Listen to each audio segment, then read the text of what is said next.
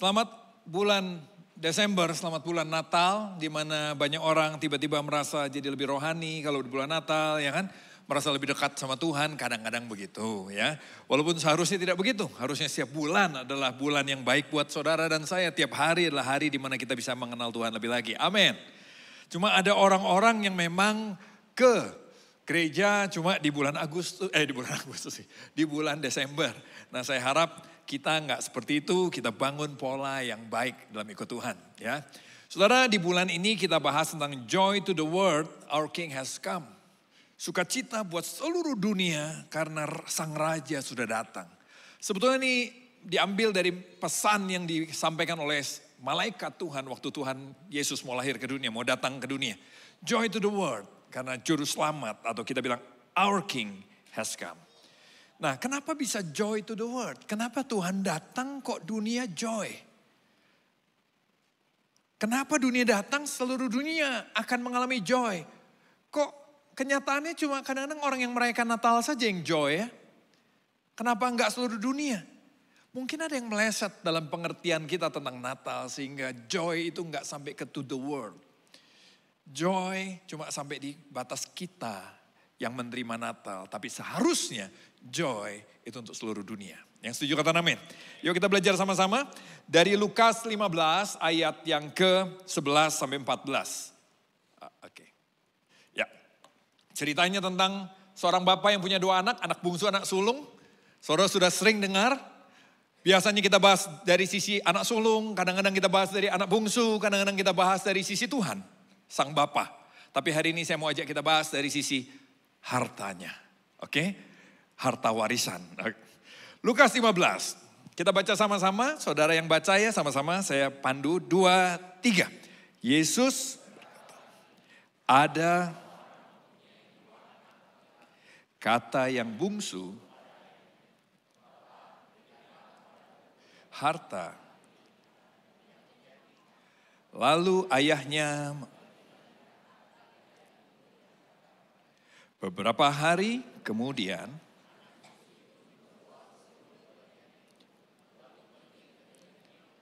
di sana ia setelah dihabiskannya semuanya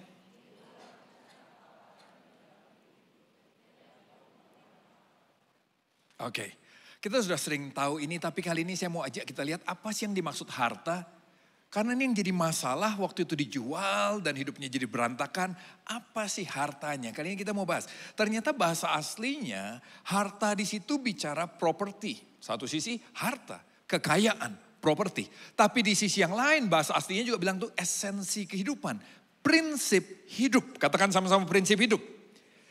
Jadi Bapa ini memberikan bukan cuma kekayaan sebetulnya. Tapi di dalam semuanya itu ada prinsip hidup.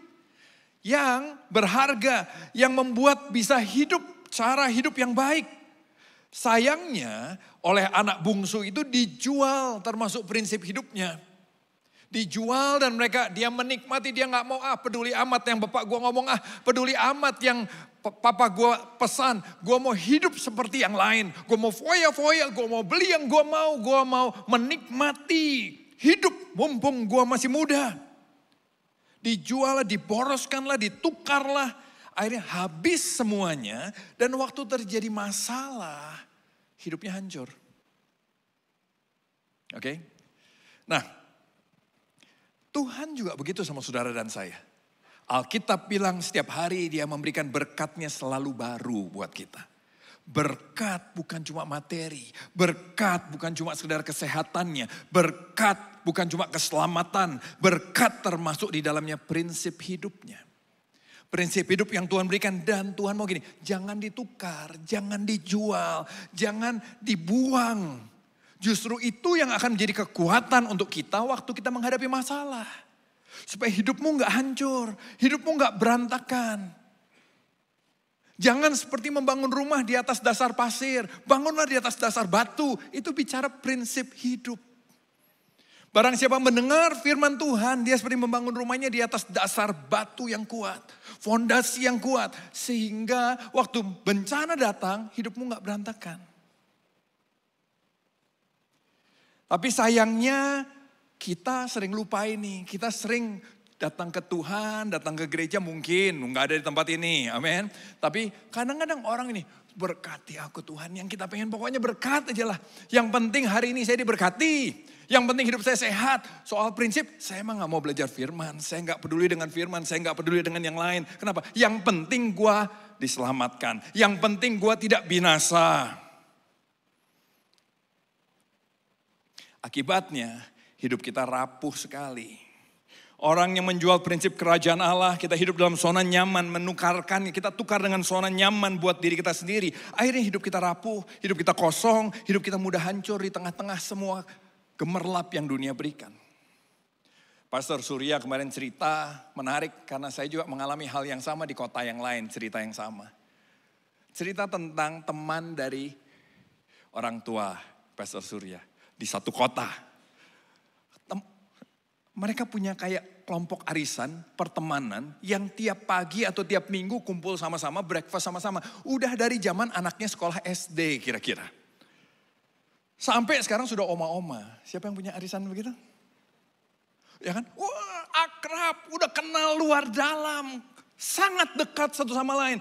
Tapi kabar buruknya adalah arisan itu pecah, tidak pernah kumpul lagi.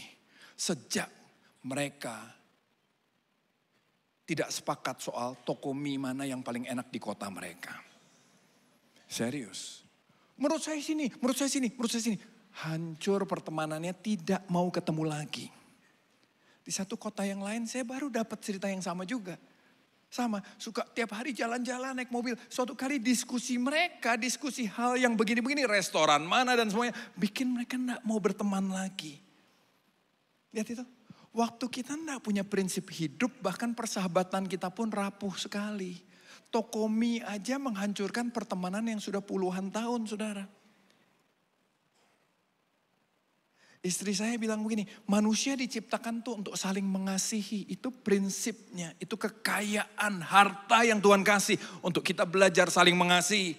Dan waktu kita gak mau mengasihi, maka kita hidup keluar dari rencana Tuhan. Akibatnya hidup kita akan rapuh dan mudah hancur. Makanya firman Tuhan bilang begini. Tetapi carilah dulu kerajaan Allah dan kebenarannya. Katakan kebenarannya. Itu bicara prinsipnya. Carilah dulu kerajaan Allah dan prinsip-prinsip hidup di dalamnya.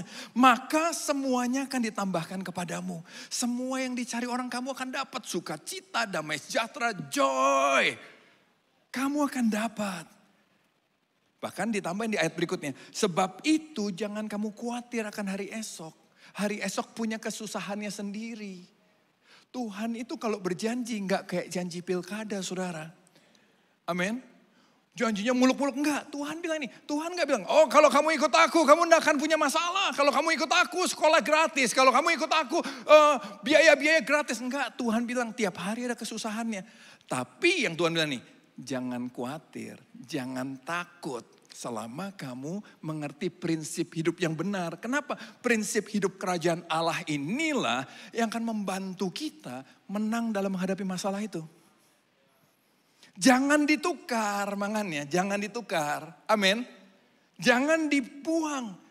Perhatikan justru baik-baik karena disitulah harta yang sesungguhnya. Kemarin ada yang tanya sama saya, tapi kan saya dapat hidup kekal kan? Dalam pembahasan seperti ini. Tapi yang penting gini, gue gak mau pusing soal prinsipnya. Nah itu sering kali. Tapi yang penting gue hidup kekal kan? Saudara, kalau saudara ketemu anak saya, Caca, terus saudara tanya sama dia, Caca nanti malam tidur di mana? Oh saya tidur di rumah papi saya. Wow, luar biasa kamu ya bisa masuk rumah Pak Andi. Waduh luar biasa. Gak luar biasa saudara, dia anak saya, setuju? Amin. Kalau saudara ditanya gini, kamu masuk surga ya? Saya masuk surga. Wow masuk surga, luar biasa ya? Gak luar biasa. Kamu anak Allah. Kamu anaknya Bapa. Hidup kekal, diselamatkan adalah sesuatu yang Tuhan berikan sebagai basic Karena kita anak Allah. Tapi gak cuma sampai situ. Tuhan bilang ini, aku datang untuk memberi hidup dan hidup yang berkelimpahan. Bicara apa? Hidup dengan segala prinsip-prinsipnya juga. Supaya kamu bukan cuma hidup kekal, tapi hidup kacau balau di sini. Rumah tanggamu berantakan, kerjaanmu berantakan, pergaulanmu berantakan, kehidupan pribadimu berantakan, hatimu penuh kepahitan, penuh dengan luka. Tuhan gak mau hidup yang seperti itu. Tuhan mau memberi kita hidup yang kekal, tapi juga banyak dengan hal-hal baik yang daripada Tuhan. Jangan sampai sudah dapat keselamatan tapi kekurangan semua hal baik yang daripada Tuhan. Amin. Makanya jangan khawatir. Kalau kita hidup dalam prinsip, jangan khawatir. Makanya kadang-kadang ini perhatikan baik. Kalau kita hidup dalam kerajaan Allah dan kebenarannya, jangan khawatir akan hari esok. Saudara perhatikan baik ini. Sering kali kita minta sesuatu, Tuhan saya lagi butuh ini, Tuhan saya butuh ini. Tuhan kalau sudah perhatikan, nanti Tuhan ajar kita memberi. Loh kok memberi sih? Nanti Tuhan ajar kita mengampuni. Loh kok mengampuni sih Tuhan? Nanti Tuhan ajar kita melayani. Kok melayani? Karena begini loh, yang Tuhan mau beri bukan cuma sekedar yang kita minta, tapi Tuhan berikan prinsipnya. Karena di dalam prinsip-prinsip tadi, ada kekuatan buat saudara. Dalam prinsip-prinsip tadi, saudara bisa ini, gak perlu khawatir. Besok lagi ada masalah lagi, tapi kalau kamu bukan cuma dijawab hari ini, tapi dapat prinsipnya, saya ulang ya. Bukan cuma dikasih jawaban hari ini, tapi kita dikasih prinsipnya, maka besok ada hari masalah lagi. Kita sudah makin pintar, kita akan bisa menghadapinya. Kita akan punya prinsip. Kita akan ribut lagi kok sama pasangan kita di rumah yang setuju katakan amin. Oh yang sudah menikah mas semangat sekali ya. Ya kan? Kita akan ribut, kenapa? Oh pasti ribut, tapi gini, waktu kita bertumbuh dewasa dalam prinsip mengampuni, memaafkan, melayani, maka masalah yang timbul lama-lama akan semakin mudah untuk kita atasi. Amin. Itulah harta yang Bapa berikan, yang dijual sama anak bungsu. Nah, terus sekarang pertanyaan, gimana caranya kita bisa mengerti kerajaan Allah ya? Makanya kalau tadi kita sudah mengerti prinsipnya, harusnya kalau cuma beda toko mie yang paling enak di kota ini di mana, nggak perlu sampai musuhan. Yang setuju katakan amin. Amin. Masih muda-muda semua, yang senior katakan amin. Nah, gimana mengerti kerajaan Allah?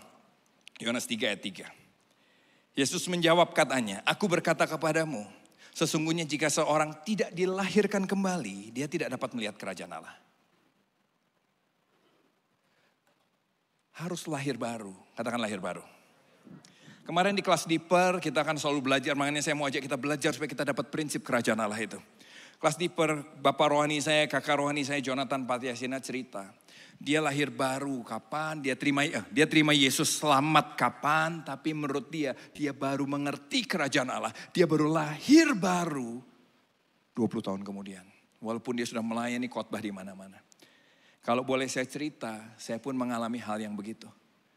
Tahun 91 saya terima Yesus, saya diampuni, saya tahu sekali saya diampuni dan saya selamat. Saya yakin sekali bulan Oktober, hari Jumat, ya kan. Tapi saya baru mengerti kerajaan Allah sekitar 6 tahun kemudian.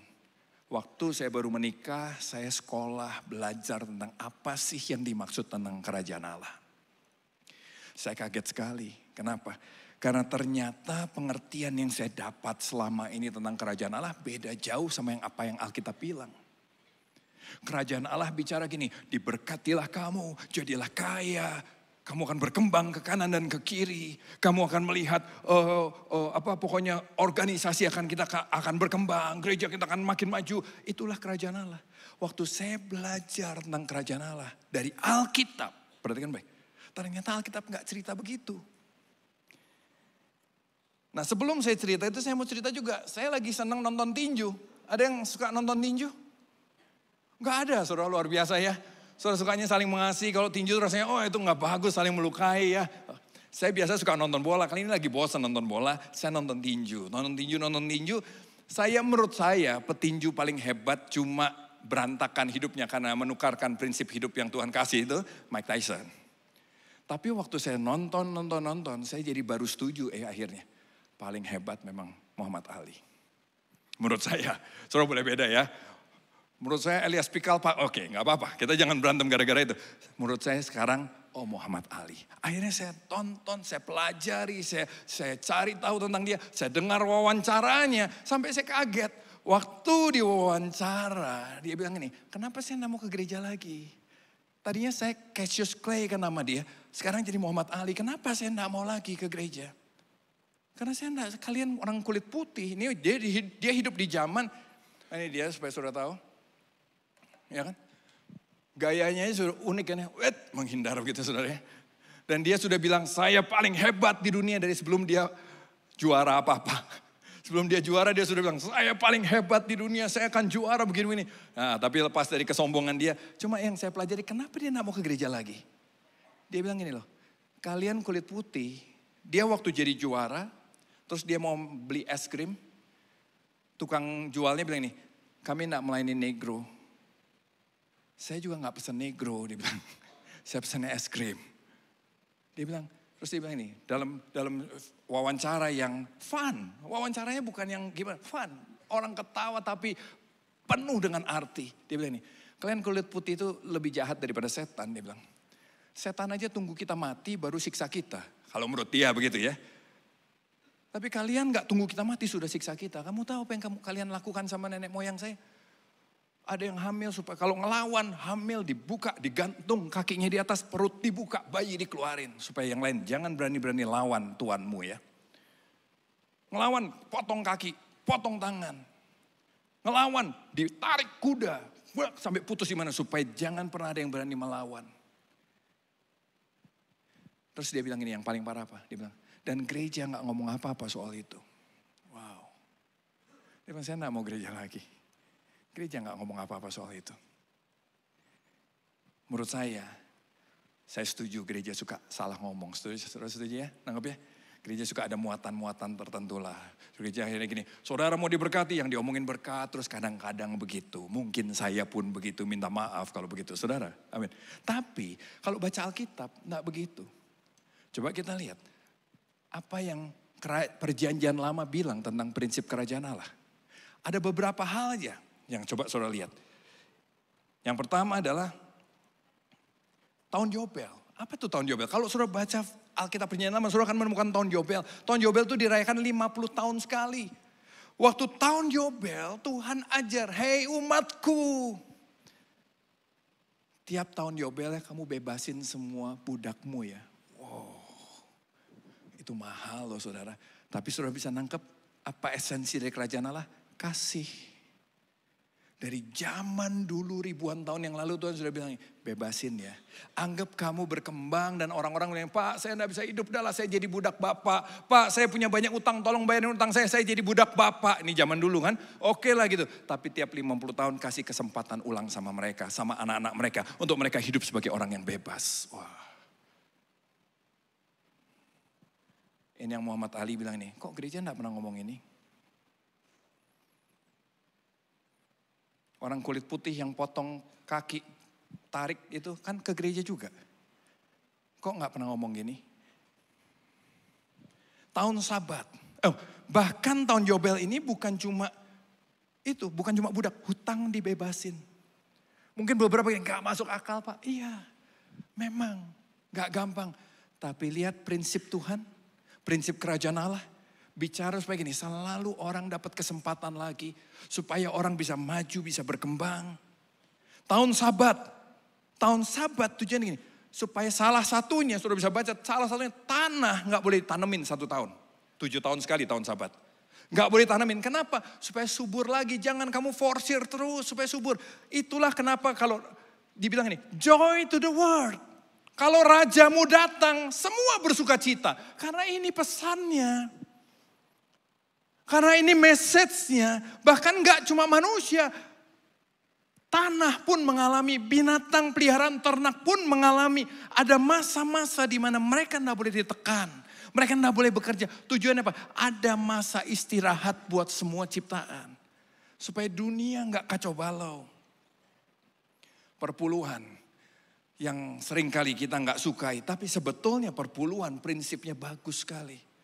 Perpuluhan itu bukan untuk satu pendeta saja, sama sekali enggak. Perpuluhan adalah untuk memperhatikan semua orang yang melayani Tuhan. dengan sepenuh waktu. Mereka harus diperhatikan. Mereka melayani kita, kita perlu perhatikan mereka. Amin. Perpuluhan untuk memperhatikan yang membutuhkan. Perpuluhan perlu memperhatikan yang tidak beruntung. Kalau perpuluhan diatur dengan baik, dikelola sesuai firman Tuhan, itu membuat joy to the world. Bukan omelan to the world, amin saudara. Tapi joy to the world. Bahkan di baliknya, Tuhan memberi pesan ini, umat Tuhan jangan berlaku kejam sama orang-orang asing. Karena untuk itulah perpuluhan ada. Untuk memperhatikan orang-orang yang terpinggirkan juga. Joy to the world, suruh lihat itu. Peraturan panen. Nah ini termasuk buat kita nih. Kalau usahakan panen, seret panen. Udah selesai Pak, balik lagi. Banyak yang kececeran, jangan sampai terbuang. Ayo semaksimal mungkin. Tuhan bilang, enggak boleh. Umat Tuhan kalau panen, seret satu jalan sudah. Lo yang kececer gimana? Biar orang-orang masyarakat sekitar yang ambil. Mereka yang membutuhkan yang ambil. Joy to the world. Lihat itu. Muhammad Ali bilang nih, saya enggak mau ke gereja, kenapa? Gereja enggak pernah bahas ini. Lu jahat sekali. Lu jahat sekali.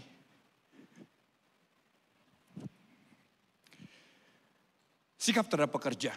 Sikap terhadap pekerja. Alkitab mengajarkan bahwa Israel dilarang menahan upah dari seorang pekerja. Supaya mereka jangan sulit hidupnya. Alkitab ajar itu. Hukum raja termasuk buat kita-kita, buat saudara-saudara yang dipimpin Tuhan, mungkin saudara jadi punya posisi atau saudara apapun juga. Hukum raja, nggak boleh banyak istri. Itu hukumnya. Loh kenapa kok Daud banyak istri? Makanya manusia melanggar ini, prinsipnya ditukar kayak anak bungsu. Makanya Daud hancur hidupnya, keluarganya hancur. Tapi firman Tuhan bilang jangan banyak istri. Kalau rajanya perempuan, jangan banyak suami. Yang setuju kata amin. Apalagi hari-hari ini kan. Banyak istri, banyak suami, semua sama saja, kira-kira begitu. Supaya apa? Hatinya jangan menyimpang, Alkitab bilang. Terus jangan sombong, jangan punya banyak kuda, supaya kamu jangan sombong. Wow, kuda bicara kekuasaan, power, senjata, mungkin begitu ya. Jangan sombong. Dan gak boleh mengumpulkan harta terus-menerus, raja itu. Kenapa? Nanti kamu gak perhatiin rakyat kamu. Jangan fokus kamu cuma harta, tapi fokusmu rakyat. Lihat itu prinsip kerajaan Allah dalam Alkitab. Kalau dipelajari ada banyak prinsip yang akan membuat saudara dalam segala bagian pekerjaan saudara akan pasti jadi berkat buat banyak orang. Saudara akan jadi pemimpin yang dicari. Saudara akan jadi orang yang dirindukan. Kenapa? Karena saudara punya prinsip hidup yang berbeda. Jangan tukar ini. Jangan tukar ini. Amin. Dan inilah yang dibilang karena raja waktu Yesus datang, dia bukan cuma mau ngajar ini, tapi dia mau mencontohkan ini. Makanya dia bilang, waktu malaikat bilang nih, bentar lagi datang loh. Joy to the world. Dunia akan bersuka cita karena itu. Amin. Nah coba kita lihat di perjanjian baru. Waktu saya belajar ini, di sekolah saya kaget sekali dan saya wow. Beda ya sama pelayanan saya selama ini. Waktu saya baru menikah itu. Waktu Tuhan Yesus baru mau melayani. Dia buka satu kitab, Alkitab bilang tuh. Di Lukas 4 ayat 18-21. Dia buka satu kitab. Lalu dari Yesaya dia baca begini. Roh Tuhan ada padaku. Oleh sebab itu ia telah mengurapi aku untuk menyampaikan kabar baik. Gospel pada siapa? Orang miskin. Dan dia telah mengutus aku untuk memberitakan pembebasan. Pada siapa? Orang tawanan. Dan penglihatan buat siapa? Orang buta. Untuk membebaskan orang-orang yang tertindas. Dan memberitakan tahun rahmat Tuhan telah datang. Pembebasan Tuhan telah datang. Sayangnya sama kita terus dibalik jadi gini. Miskin rohani. Buta rohani. Tawanan rohani. Semua jadi rohani. Tuhan gak begitu. Coba saudara lihat waktu saya mulai diajak di sekolah itu diajak baca satu-satu, pelajari satu-satu apa yang Yesus lakukan, siapa yang Yesus layani. Kira-kira beginilah. Saudara tahu ini baru cuma sedikit kan dari film The Chosen. Ini cuma 5 dari sekian banyak. Tuhan Yesus suka dengan anak-anak. Dia selalu terima. Selalu suka ajar anak-anak prinsip kerajaan Allah. Tuhan Yesus tolong orang yang gak bisa nyemplung ke kolam depannya untuk sembuh. Tuhan Yesus hampiri dia. Tuhan Yesus menyembuhkan dia. Tuhan Yesus memberi makan orang-orang yang lapar. Tuhan Yesus menolong perempuan yang hampir dirajam karena berzina. Karena seorang pelacur. Waktu semua mau rajam, akhirnya Tuhan Yesus atur. Waktu semua tidak, dia tanya, gak ada yang hukum kamu? Gak ada Tuhan. Tuhan Yesus bilang ini, aku pun tidak. Saudara, kalau saudara suka selalu merasa tertuduh, mau datang sama Tuhan rasa gak layak, mau datang sama Tuhan rasanya saya gak pantas. Tahu-tahu Tuhan suatu kali bilang ini, aku pun tidak akan hukum kamu. Itu kan buat saudara gini, wow gitu ya Tuhan. Padahal benar-benar pelacur ketangkep basah saudara. Ini bukan dituduh pelacur ketangkep basah. Dan Tuhan sendiri bilang ini, aku pun tidak menghukum kamu. Buat dia itu proses pertobatan yang luar biasa. Di mana dia bertemu dengan kasih Tuhan yang ajaib. Yang memberi kesempatan, memberi pertolongan dan membuat dia gini. Saya percaya setelah itu, dia berubah banyak dalam hidupnya. Saya nggak bilang bahwa pasti tidak pernah berbuat salah lagi. Tapi saya percaya pertobatan terjadi dalam hidup dia. Yang di sana wanita dengan 5 suami. Tapi yang hidup sama dia bukan suaminya. Ketemu di sumur dan Tuhan layani dia. Waktu saya mempelajari ini saya lihat gini. Wow kok beda ya sama fokus saya pelayanan. Dulu saya dia KKR bikin ini bikin gitu. Gak pernah ketemu orang di luar sana. Gereja, di dalam gereja, dalam gereja, dalam gereja. Saya Tuhan Yesus enggak begitu ya. Disitulah saya mulai ajak dari sejak saya youth anak-anak untuk gini. Ayo kita jadi gereja yang memberkati orang-orang di sekitar kita. Kalau di CLCC kita pakai kalimat gini. Yuk kita jadi berkat buat kota kita. Kenapa? Ini Tuhan Yesus begitu. Itulah prinsip kerajaan Allah bahwa gini. Keselamatan daripada Tuhan gak cuma untuk diri sendiri. Makanya kemarin pertanyaannya kan gini. Tapi kan saya selamat kan Pak. Saya pasti hidup selama-lamanya kan. Saya bilang kalau saya jawab kamu cuma sampai situ. Kamu kan wah yang penting gua selamat sampai selamanya. Selesai. Enggak. Kabar baik itu bukan cuma sampai kamu selamat selama-lamanya. Tapi supaya kamu belajar bahwa di dalam keselamatan itu ada hidup untuk mengasihi sesamamu. Berbagi sama orang lain, mengasihi sesama, enggak cuma memikirkan diri sendiri. Amin. Amin. Ini yang Muhammad Ali enggak lihat. Makanya dia bilang, saya enggak mau lagi jadi ke gereja dan dia pilih jadi Muhammad Ali.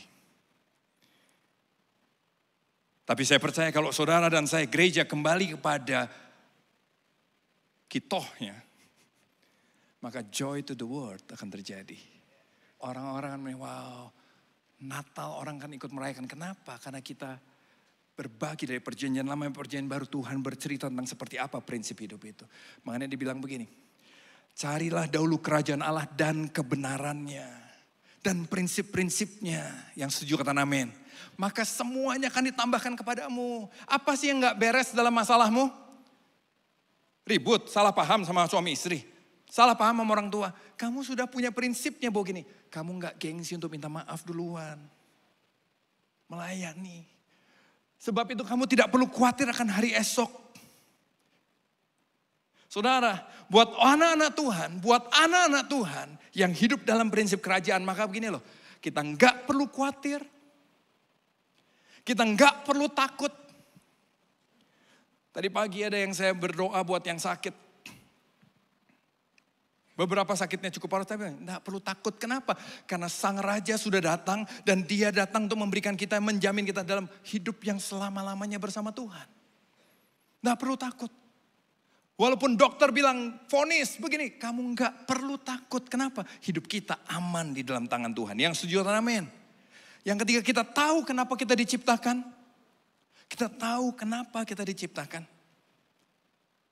Yang keempat, kita rasa berharga kita bukan karena kekayaan, bukan karena dihormati manusia, tapi karena kita diangkat jadi anaknya. Kita nih anak Allah. Amin. Saudara, saya nggak mau sebut namanya, tapi teman kita sudah bersaksi di kelas. Di kelas yang waktu itu 150 orang kalau nggak salah yang ikut. Dia cerita, kalau saya sebut saudara tahu lah, saya nggak tahu apakah ada di sini apa enggak, saya belum lihat. Di Bandung terkenal sekali, tapi suatu kali dia habis semuanya. Ya kan? Habis semuanya. Sampai saya tapi dia bisa bercanda dengan habisnya itu. Sampai saya bilang, dulu lu punya semuanya ya, sekarang habis semuanya. Iya, di kelas dia bisa ketawa gitu. Tapi yang luar biasa apa? Waktu COVID dia bilang, mungkin bank menutup blok semuanya begitu ya. Atau habis jatuh tempo semua tapi COVID jadi gak bisa ini. Dia bilang, uang saya di rekening pun tinggal 700.000. Tinggal 700.000. Orang yang biasa punya segalanya, tinggal 700.000. Terus apa yang terjadi? Orang-orang kirim makanan sama saya. Orang-orang kirim makanan, saya tidak kekurangan. Saya bisa makan sampai lewat masanya, saya sudah bisa jalan lagi. Kenapa? Nggak perlu khawatir. Sepanjang hidupnya dia banyak memberkati orang, saudara. Dia dikenal sebagai orang yang baik. Dia kenal, memang kenapa habis? Ada salah, ada miss, bukan dia. Ada banyak hal kesalahan, rumit lah ya. Tapi saya nggak mau menceritakan, tidak di sini untuk menceritakan itu. Rumit sekali, tapi dia sendiri pribadinya sangat baik, suka berbagi. Main nggak perlu khawatir. Kenapa kita takut waktu kita punya masalah? Karena kita kebiasaan hidup sendiri kan, egois kan. Nggak mikirin orang lain kan. Jadi waktu kita punya masalah, kita juga siapa yang mikirin gua? Tapi kalau saudara suka berbagi, suka memperhatikan orang, saudara saling mengasihi. Saudara suka, saudara yang mikirin saudara juga banyak. Alkitab digenapi, kamu tidak akan meminta-minta. Amin. Ya belum tentu punya Rolls Royce, belum tentu punya Ferrari, amin. Tapi kamu tidak akan meminta-minta. Dan dia bilang, uang saya tinggal 700.000, makanan terus berdatangan. Itu yang dibilang nih, prinsip kerajaan tuh jangan ditukar. Ayo dipraktekkan, ayo dihidupi. Amin.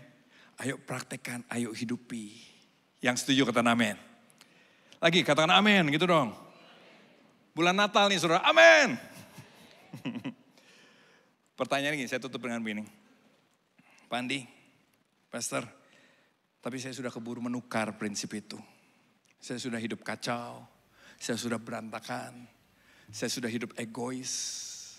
Gimana ya? Ayat tadi pertama soal anak yang hilang tuh punya terusan kan? Ini dia. Tapi sebelum baca saya mau bilang sama saudara gini. Anak ini waktu dia udah habisin semua prinsip yang Tuhan kasih. Habisin semua kekayaan yang Tuhan kasih. Masalah datang hidupnya berantakan kan? Melarat Alkitab bilang. Terus dia mikir gini. Di rumah bapakku gak gini. Nah itu dia. Kalau saudara hari ini pahit hatinya, ingat baik-baik, di rumah Bapa tidak penuh kepahitan. Kalau kamu khawatir, kamu takut, di rumah Bapa tidak penuh ketakutan. Di rumah Bapa enggak penuh dengan kekhawatiran. Di rumah Bapa enggak hidup dengan depresi. Di rumah Bapa bukan hidup dalam segala sesuatu yang tidak baik. Terus dia pikir, di rumah Bapakku ada sukacita, ada damai sejahtera, ada kelimpahan, ada kecukupan. Maka bangkitlah dia dan pergi kepada Bapaknya. Kalau saudara hari ini mengalami kesulitan, jangan putus asa. Ikuti anak ini, bangkit, pulang kepada rumah Bapa. Ketika dia masih jauh, ayahnya telah melihatnya. Lalu tergeraklah hatinya oleh belas kasihan. Ayahnya itu berlari mendapati dia, lalu merangkul dan mencium dia. Ini bicara kasih Bapa. Begitu buat kita juga. Natal bicara ini saudara. Di mana Tuhan sendiri datang sebagai manusia. Untuk apa? Berlari ke arah kita. Memeluk kita, merangkul kita, mendapati kita. Dia cium kita. Kata anak itu kepadanya, Bapa, aku udah berdosa pada surga. Aku berdosa sama Bapa. Aku tidak layak lagi disebut anak Bapa. Tapi ayah itu berkata pada hamba-hambanya, cepat bawa kemari jubah terbaik. Pakaikan kepadanya, kenakanlah cincin pada jarinya, sepatu pada kakinya. Ambil anak lembu tambun itu, sembelih. Mari kita makan dan bersuka cita. Sebab anakku ini telah mati tapi hidup kembali. Dia yang hilang telah didapatkan kembali. Seburuk-buruknya kita, separah-parahnya kita, saudara dan saya adalah anak Bapa. Amin. Katakan saya anak Tuhan. Lagi saya anak Tuhan. Saya anak Tuhan. Selamanya saya anak Tuhan. Katakan itu saudara. Amin. Selamanya saya anak Tuhan. hanya saya anak Tuhan. Jadi seperti apapun kondisi saudara, saya, kita. Waktu engkau kembali sama Bapa, Tuhan tidak pernah pandang hina. Dia utus anaknya yang tunggal untuk turun ke dunia. Itu bentuk berlari untuk mendapatkan kita, merangkul kita, mencium kita. Tapi setelah dipulihkan, jangan tukar lagi prinsip kerajaannya. Amin. Jangan tukar lagi prinsip kerajaannya. Tapi hidup di dalamnya, praktekkan, teladani yang Kristus buat dalam kita. Jauh Pak daripada saya. Sama saudara, saya juga masih ke laut dibanding Tuhan Yesus mah tuh ya. Siapa yang dekat-dekat? Ya kan susah. Tapi gini, ayo belajar, nikmati. Nanti lihat bagaimana prinsip kerajaan itu akan membuat joy to the world. Nyata, joy to the world nyata. Kita akan jadi berkat buat banyak orang. Saudara juga akan menikmati hal yang baik daripada Tuhan. Yang setuju kata amin. Beri tepuk tangan Allah buat Allah kita.